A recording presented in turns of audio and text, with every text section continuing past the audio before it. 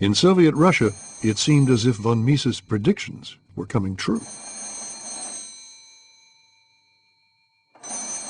Lenin had abolished what he saw as the chaos of free markets.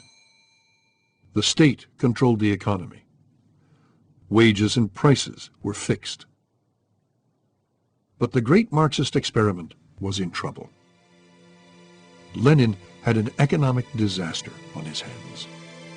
Soviet Russia was a grim place, haunted by cold, famine, hunger, and death.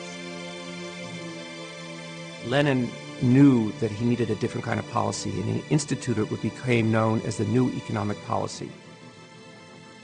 Lenin says farmers can sell their own goods and own their own land. He says that small businesses can operate, and you start to get an economic revival. Well, his comrades on the left attacked him viciously for selling out the principles of Bolshevikism and Marxism. And Lenin, who by this time had already had a stroke, was not well, nevertheless pulled himself up on the platform for one of the very last times in his life. And he was still the old Lenin. He was vitriolic, he was sarcastic. His critics, he said, were fools, were stupid, because the state, the government, the Bolsheviks would control the overall economy.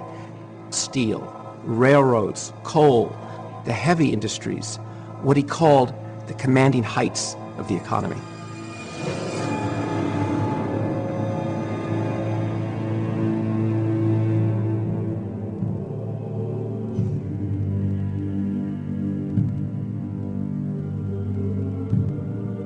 Within a year, Lenin was dead.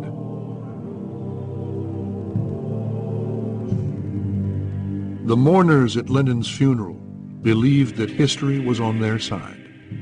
And in less than 30 years, not only Russia, but Eastern Europe, China, more than a third of humanity would be living according to the economic tenets of Marxist-Leninism.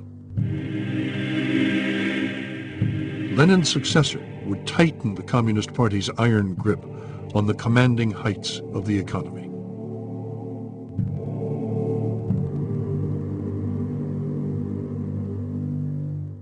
Joseph Stalin introduced central planning. Under him, the Communist Party planned and managed every aspect of the economy.